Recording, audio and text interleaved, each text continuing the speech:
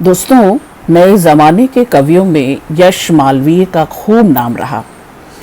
उनकी कविताओं में स्थितियों को बदलने की जो जिद दिखाई देती है, जो निजी जिंदगी की उलझने हों, चाहे समाज और देश के मसले हों, यश मालवीय ने उन्हें सीधे सच्चे तरीके से अपनी कविताओं में बांधा है, उकेरा है। वो बारिश से लेकर बुद्ध तक हर विषय को छूते हैं और कविता के माध्यम से उसे साधने का हुनर भी रखते हैं। उनकी कविताओं को पढ़ना, उनसे गुजरना, इस उलझे हुए वक्त में, इस बेशर्म दौर में जैसे लगता है कि खुद का साक्षात करना खुद को सुलझाने जैसा है। यश मालवीय का जन्म कानपुर में हुआ। इन्होंने इलाहाबाद विश्वविद्यालय से स्नातक किया। इन दिनों भी इलाहाबाद में ही महालेखाकार कार्यालय में कार्यरत हैं। आज हम सदी के महत्वपूर्ण कवियों के श्रृंखला में अपने विशिष्ट कवि यश मालवीय जी के साथ हैं, जिन्होंने समान रूप से कविता हो, व्यंग्य हो, नाटक, बाल साहित्य रचे हैं। इन्हें निराला सम्मान मिल चुका है, मोदी कला भारती युवा कविता पुरस्कार मिल चुका है, ऋतुराज सम्मान, उमाकांत मालवीय स्मृति पुरस्कार, सर्जना सम्मान, शकुंतला सिरोठिया बाल साहित्य सम्मान। इन सभी सम्मान से सम्मानित यश मालवीय के कई कविता संकलन हैं, जिनमें से मैंने 5 कविताएं चुनी हैं अपने पसंद की।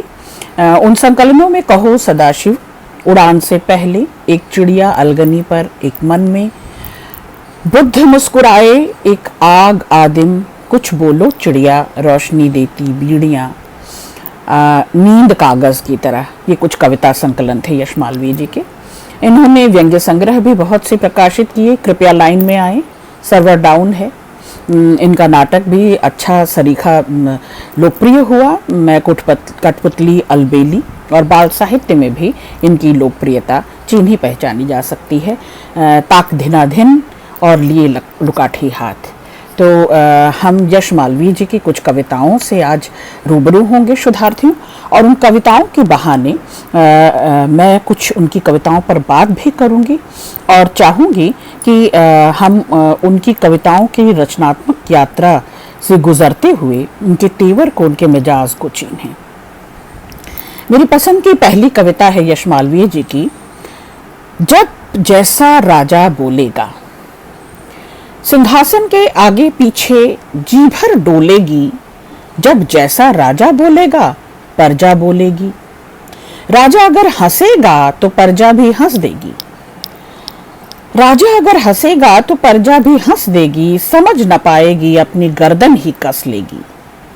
जागी सी आंखों देखेगी सपना, सो लेगी।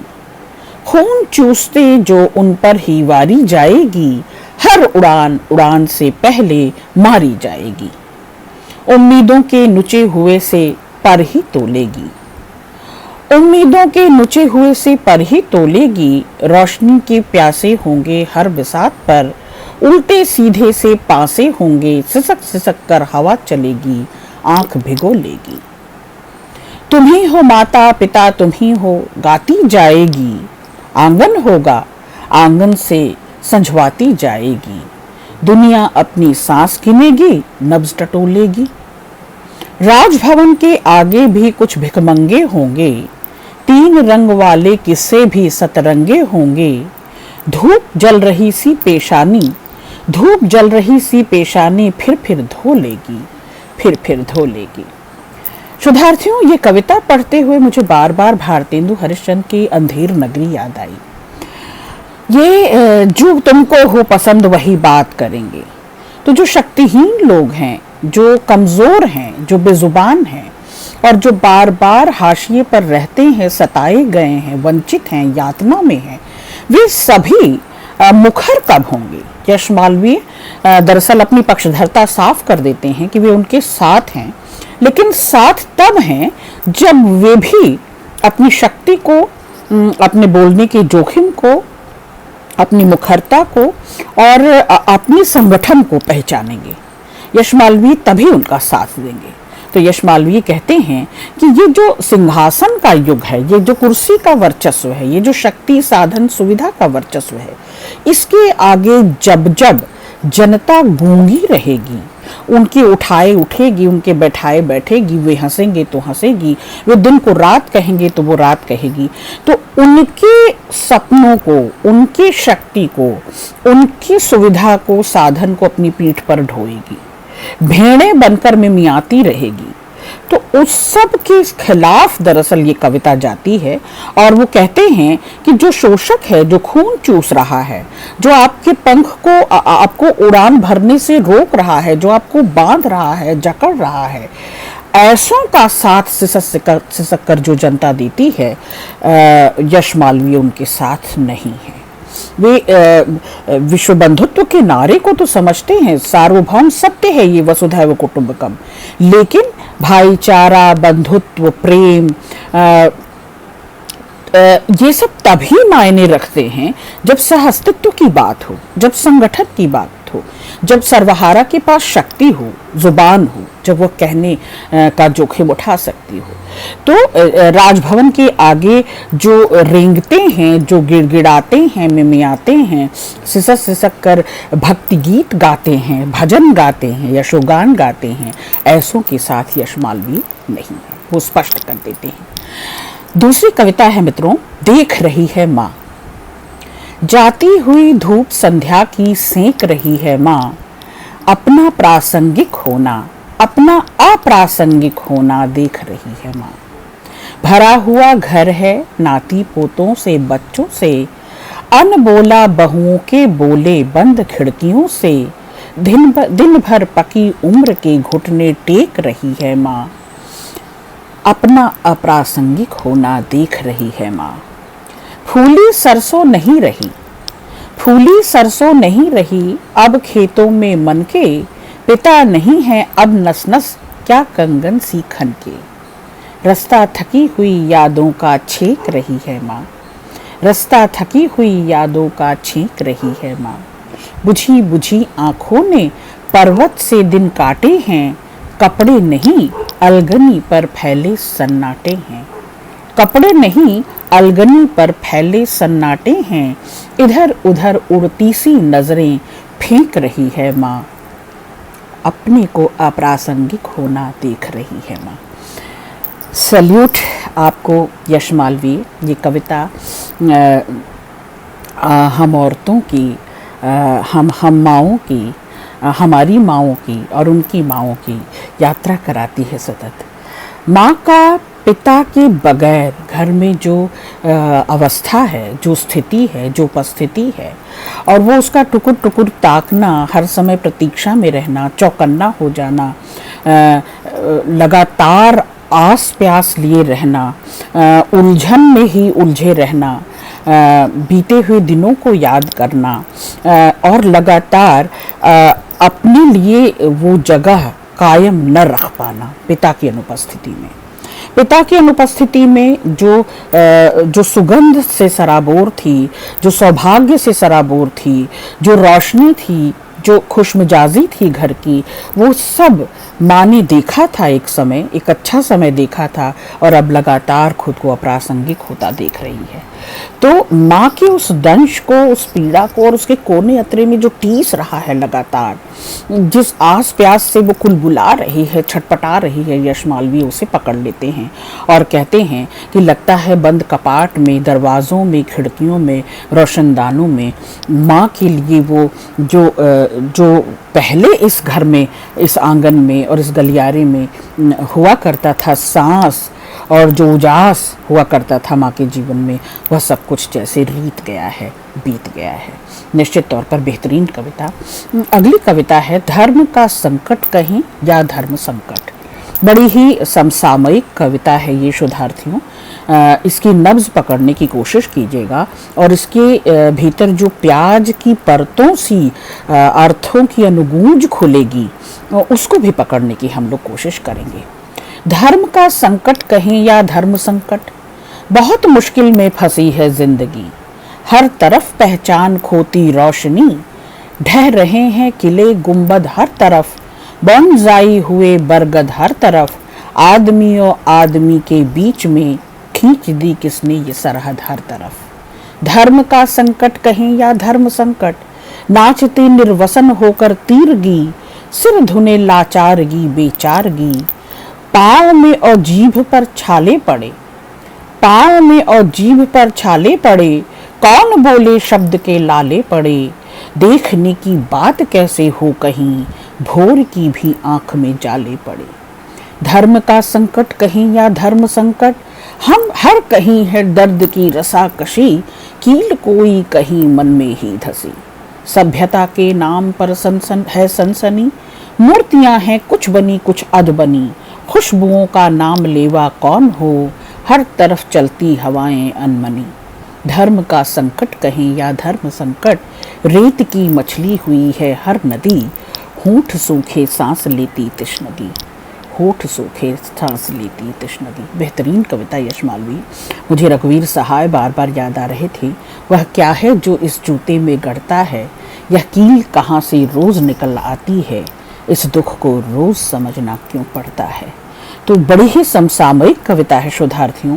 आप ये देखें, धर्म जो रिलीजन है, जो तोड़ रहा है, जो रक्षा नहीं कर रहा रक्षितों की, जो सुरक्षा नहीं दे रहा, जो भाईचारा और सौहार्द और प्रेम और परवाह नहीं दे रहा, धर्म संकट बना हुआ है। धर्म सबसे बड़ा आपदा और विपदा बनकर मुंह फाड़े हम सब की ओर खड़ा है और हम सबको विभाजित कर रहा है, कभी वर्ग में, जाति में, नस्ल में, तमाम तरह के भेदभाव हम में बो रहा है। तो यश मालवीय उसे चिन्ह लेते हैं, पहचान लेते हैं और कहते हैं कि आदमी आदमी के बीच का जो संकट है ना, जो एक दूसरे को की तरफ क्रूर होकर, हिंसक होकर वार कर रहे हैं, पिछड़घात कर रहे हैं, यह सब कुछ इसी धर्म के नाम पर है। और ये धर्म संकट अब संकट से भी बढ़कर हम एक ऊहापोह में हैं, हम एक लगातार शंका में हैं, हम लगातार एक दूसरे पर संदेह करते हैं और एक दूसरे पर ये जो अविश्वास है, संदेह है, शंका है, हमें तोड़ रहा है। हम एक दूसरे की जाति को लेकर, नस्ल को लेकर, पैदाइश को लेकर, परिवार को लेकर, माता पिता को लेकर खंडित हो रहे हैं।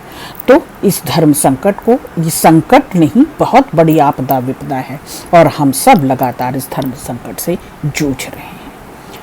अगली कविता है, लाठी पीटे अलग न होगी काई मेरे भाई। बेहतरीन कविता है शोधार्थियों। लाठी पीटे अलग न होगी काई मेरे भाई, कुछ भी कर लें, जी लें, मर लें, देशभक्त दंगाई। इसको उसको चाहे जिसको कर लेते हैं अगवा, कैसा रंगों का संयोजन हुआ तिरंगा भगवा। बड़े बड़े अवतारों की है नई नई प्रभुताई, लाठी पीटे अलग न होगी काई मेरे भाई। लोकसभा से जन राज्यसभा तक, लोकसभा से राज्यसभा तक खादी पहनी चीलें, ठोंक रही प्रजातंत्र के माथे पर ही कीलें। खून थूकते पर्वत झरने घाटी और तराई, अट्टहास करता सिंहासन कांप रहा मतदाता, पटक रहा सिर पागल खाने में खुद बुद्धि प्रदाता। इसके उसके बाल बनाता समय हुआ खुद नाई, समय हुआ खुद नाई। बेहतरीन कविता। आप इस समय को, समय के सरोकार को और जो देशभक्ति की परिभाषा बदलती जा रही है, जो राजभक्ति हुई जा रही है, जो राष्ट्र के नाम पर, देश के नाम पर जो किलेबंदी हो रही, जकड़बंदी हो रही, जो दरबारी संस्कृति पनप रही है, यश मालवीय उसकी ओर साफ साफ इशारा, साफ साफ संकेत करते हैं और कहते हैं कि इन तीन रंगों के जो मायने थे, जो लगातार हमें जोड़े हुए थे, संगठित करते थे, सूत्रित करते थे, वे बदल गए हैं मायने। और अब हरे से मुसलमान, भगवे से हिंदू और शांति का, सौहार्द का, प्रेम का तो कहीं, भाईचारे का तो कहीं नाम लेवा ही कोई नहीं है।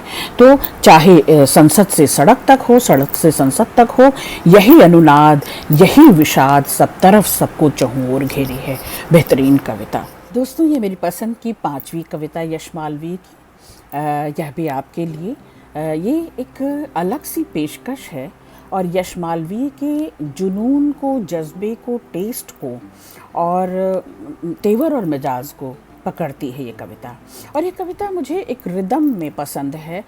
शोधार्थियों, आप भी इसे देखें और अब छोटे कस्बों से, छोटे नगरों से महानगरों की ओर आती हुई यात्रा तय करें मेरे साथ। हम मुगल सराय हुए, ये कविता मुझे विशेष पसंद है। स्टेशन की किचकिच किचकिच और हाय हाय हुए, हम मुगल सराय हुए। बहुत बड़े जंक्शन की अपनी तकलीफ़ें हैं, गाड़ी का शोर और सपनों की चीखें हैं। दोपहर की बनी रखी दोपहर की चाय हुए, सुबह की बनी रखी दोपहर की चाय हुए, हम मुगल सराय हुए। ताले जंजीरें हैं, नजरें शमशीरें हैं, शयनयान में जागी उचटी तकदीरें हैं। धुंध धुआं कोहरे सी धूप के बजाय हुए, हम मुगल सराय हुए। सांस सांस भरते हैं, सांस सांस मरते हैं, दुर्घटनाओं में जीते हैं।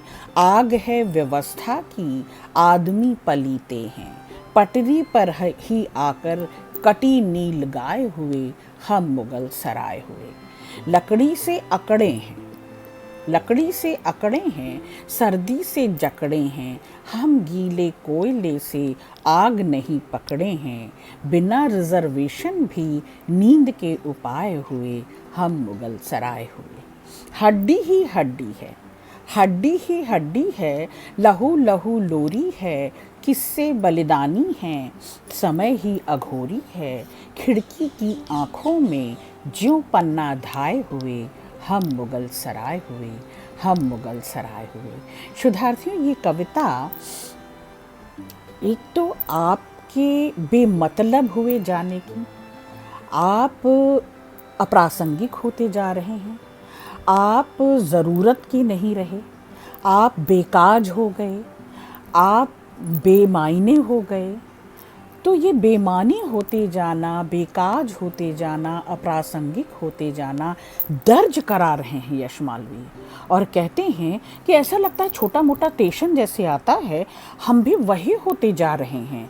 हम एक पड़ाव, हम एक क्या कह सकते हैं, जैसे कि अल्प विराम से पूर्ण विराम की ओर बढ़ ही नहीं पाते हैं।